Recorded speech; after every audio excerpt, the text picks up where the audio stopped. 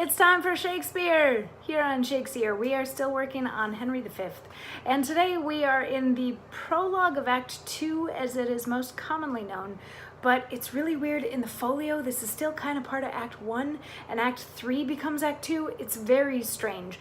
We're just going to call this the Act 2 prologue because that's what most people know it as, and it's a little bit weird that Shakespeare has decided in this play that all of the acts need to have a prologue. It's a sort of Greek tragedian sort of a thing.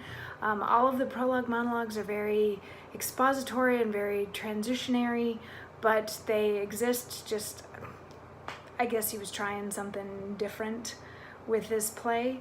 But it kind of makes sense to have a prologue in front of each act instead of a weird like prologue with a chorus in the middle of an act. So we'll call this the Act 2 prologue because that's what most people know it as.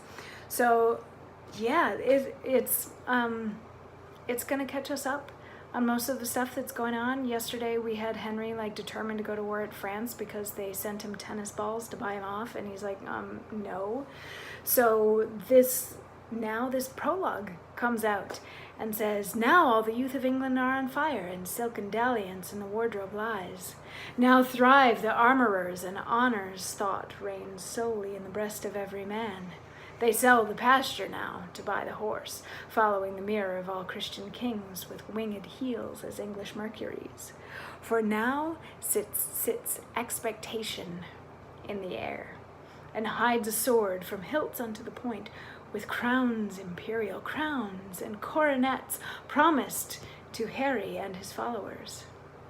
The French, advised by good intelligence of this most dreadful preparation, shake in their fear, and with pale policy seek to divert the English purposes. O England, model to thy inward greatness, like little body with a mighty heart, what mightst thou do that honor would thee do, were all thy children kind and natural? But see, thy fault France hath in thee found out, a nest of hollow bosoms which he fills with treacherous crowns, and 3 corrupted men. 1, Richard, Earl of Cambridge, and the 2nd, Henry, Lord Scroop of Masham, and the 3rd, Sir Thomas Grey, Knight of Northumberland, have, for the guilt of France, guilt indeed, confirmed conspiracy with fearful France, and by their hands this grace of kings must die, if hell and treason hold their promises, ere he takes ship for France, and in Southampton.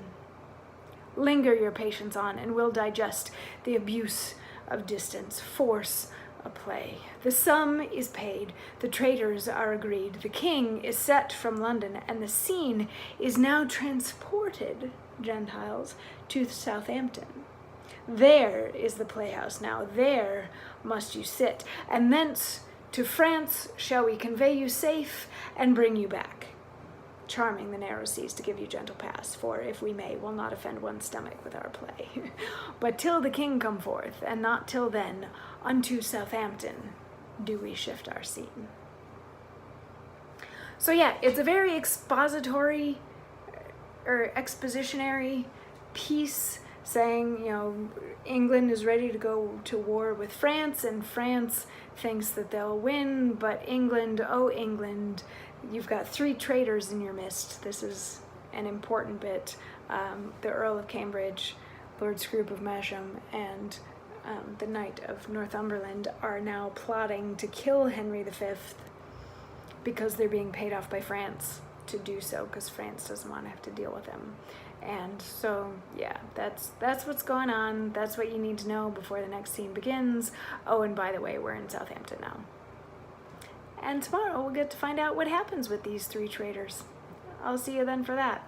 Mwah.